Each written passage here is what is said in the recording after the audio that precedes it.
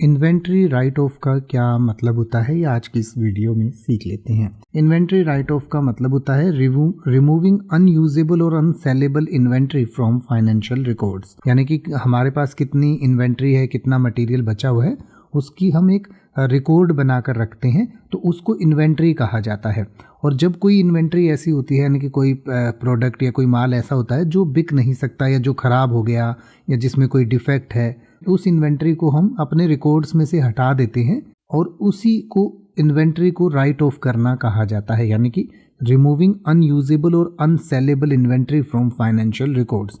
यानी कि financial record से हम जब उस इन्वेंट्री को हटा देते हैं जो या तो बिक नहीं सकती या फिर हम यूज़ नहीं कर सकते या जिसको बेच नहीं सकते, तो ऐसी इन्वेंट्री को हटा देने को इन्वेंट्री राइट ऑफ करना कहते हैं। जैसे कि आप कह सकते हैं the company had to do an inventory write off due to damaged goods. यानी कि कुछ चीज़ें टूटी हुई थी, इसलिए कंपनी को कुछ इन्वेंट्रीज को राइट ऑफ करना पड़ा।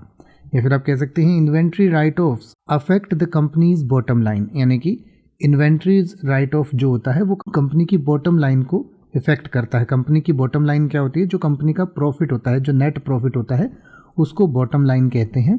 और जो टॉप लाइन है, इसका मतलब है कि कंपनी का जो टोटल रेवेन्यू होता है, यानी कि कंपनी ने टोटल कितनी सेल करी है, वो कंपनी की टॉप लाइन होती है। और बॉटम लाइन मतलब कंपनी को जो नेट प्रॉफिट बचता है उसको बॉटम लाइन कहते हैं।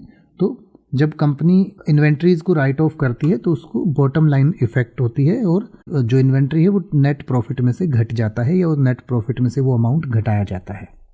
अब आप किसी भी वर्ड का मतलब हिंदी और इंग्लिश में YouTube पर सर्च कर सकते हैं। आपको मेरी वीडियो मिल जाएगी जिसमें आप बिना किसी फालतू बकवास के सीधा उस वर्ड का मतलब समझ पाएंगे। तो ऐसी ही वीडियोस को देखते रहने के लिए चैनल को सब्सक्राइब करें और बेल आइकन को प्रेस करें।